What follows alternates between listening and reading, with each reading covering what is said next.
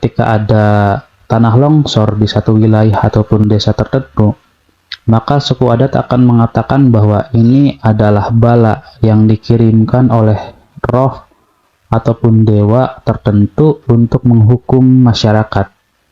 Hal ini akan terus berkembang tanpa adanya bantahan logika selanjutnya yang mengakibatkan pemikiran manusia itu mandek di situ.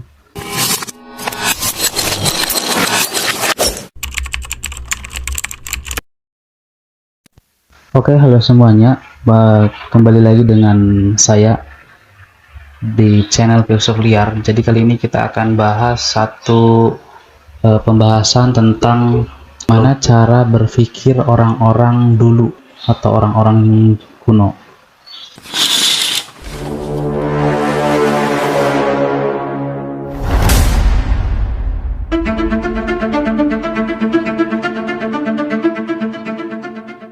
Jadi manusia dilahirkan dengan nalar dan akal sehat. Itu yang menjadikan perbedaan antara manusia dengan makhluk yang lainnya, di mana dalam ilmu mantik disebutkan bahwa manusia bagian dari hewan atau disebut dengan hayawanun natik, yaitu hewan yang berakal. Tanpa adanya akal, maka manusia tidak jauh berbeda dengan hewan-hewan ataupun makhluk lainnya.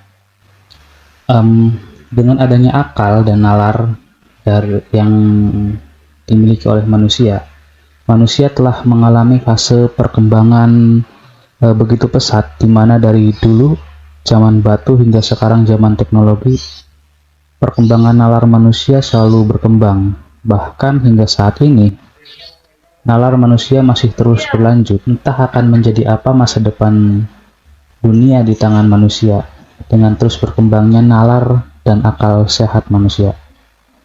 Pada zaman dulu bahwa logika itu dibangun bukan atas dasar logika formal ataupun logika formil yang dibangun atas dasar data dengan premis-premis tertentu, tetapi dibangun atas dasar kekuatan alam ataupun roh-roh yang mereka percayai sebagai bentuk untuk melogiskan sesuatu keadaan tertentu. Maka sangat berbeda ketika kita mencoba memahami bagaimana cara berpikir orang dulu dengan orang sekarang. Namun meskipun demikian, cara berpikir seperti itu masih terus berkembang sampai sekarang. Dalam artian, dengan adanya pemikiran seperti itu tidak kemudian menjadikan manusia mandek dalam berpikir. Karena terbukti dari adanya konsep pemikiran seperti itu pun lahir banyak cabang ilmu, salah satunya di bidang arsitektur. Ada banyak bangunan-bangunan kuno yang pada zaman sekarang itu masih sulit untuk dinalar bagaimana cara membangun bangunan-bangunan seperti itu. Pun sama dengan karya seni rupa, seni lukis, musik, ataupun sastra dan wujud-wujud lainnya yang tercipta dari akal dan nalar manusia pada zaman dulu. Namun seiring perkembangannya zaman, bahwa manusia pun mengalami perubahan, mengalami transformasi, di mana akal yang dimiliki manusia terus berkembang mengikuti perkembangan zaman. Maka ketika ada orang yang belajar logika pada saat ini menganggap bahwa logika yang dipakai orang-orang dulu itu terlalu kaku, atau dalam artian tidak menuju ke kebenaran yang sejati, karena zaman dulu kan selalu melogikakan dengan nalar mistik kayak gitu. Tan Malaka menyebutkan dalam buku Madilog ataupun Materialisme, Dialektika dan Logika, dia menyebutkan bahwa akal manusia yang paling dasar itu terbentuk atas dasar logika mistika. Logika mistika ini yang berkembang di Indonesia. Menurut Tan Malaka menyebutkan bahwa ketika orang masih dalam fase logika mistika, maka dia tidak akan mampu untuk menjadi orang yang maju. Dikarenakan logika mistika ini masih terpaut ataupun masih menggantungkan cara berpikirnya dengan hal-hal gaib ataupun roh-roh nenek moyang, yang mengakibatkan logika ini selalu mandek di situ, tidak mengalami kemajuan. Berbeda dengan di barat. Misalnya di barat sudah menggunakan logika dasar, logika formal, dan logika formil yang menjadikan kausalitas itu terjadi sesuai dengan premis kebenaran 1 dan 2.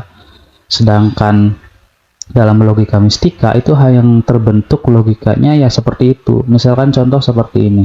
Ketika ada tanah longsor di satu wilayah ataupun desa tertentu, maka suku adat akan mengatakan bahwa ini adalah bala yang dikirimkan oleh roh ataupun dewa tertentu untuk menghukum masyarakat.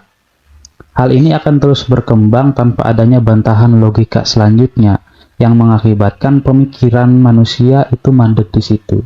Sedangkan logika formil ataupun logika formal itu berkembang.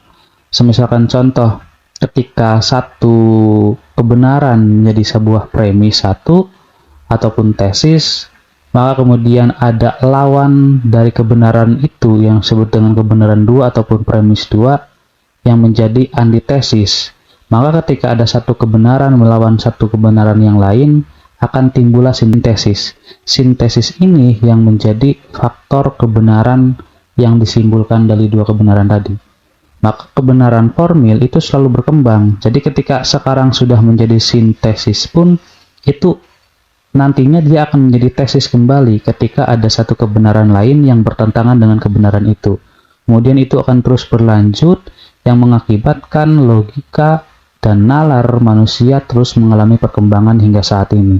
Berbeda dengan logika mistika tadi. Logika mistika tadi ketika sudah dicanangkan ataupun dicetuskan bahwa kejadian ini terjadi karena sesuatu hal ataupun karena dewa roh gaib yang marah dengan warga masyarakat, maka udah tidak ada bantahan lagi, tidak ada kebenaran keduanya. Itu menjadi satu kebenaran mutlak tanpa adanya bantahan. Ini yang mengakibatkan kemunduran dalam berpikir. Maka Tan Malaka menyebutkan bahwa manusia harus mengalami fase perkembangan logika. Dari logika mistika harus naik ke logika materialis, kemudian naik lagi ke filsafat. Namun saat ini kita akan fokus di pembahasan bagaimana cara berpikir orang dulu, yaitu dengan logika mistika. Apakah logika orang dulu itu begitu negatif, ataupun apakah logika seperti itu memang tidak bisa dipertahankan pada saat ini? Oke, jadi langsung saja bahwa logika yang dibangun tadi yang dikaitkan dengan hal-hal gaib ataupun roh-roh itu sebenarnya satu bentuk kepercayaan, kemudian yang dilestarikan dan diteruskan oleh penerusnya.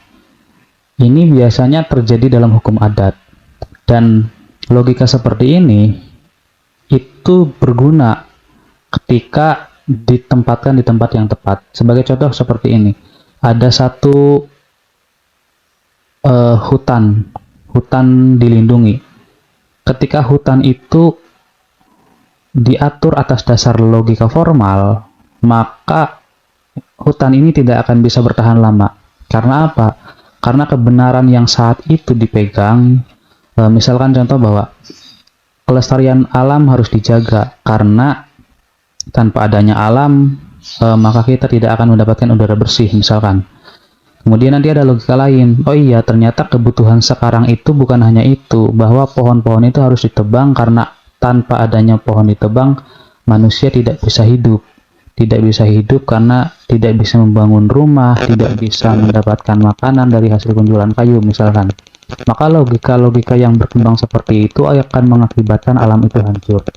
Dan logika mistika ini justru melestarikan. Ketika logika mistika itu mengatakan bahwa hutan ini dilindungi, ketika ada orang yang melakukan penjarahan ataupun melakukan kerusakan terhadap hutan, maka dia akan dikutuk oleh dewa, misalkan.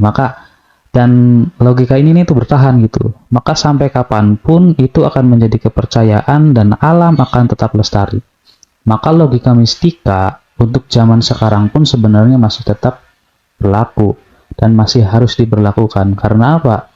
Karena tidak semuanya bisa berjalan berdasarkan logika formal dan logika formil.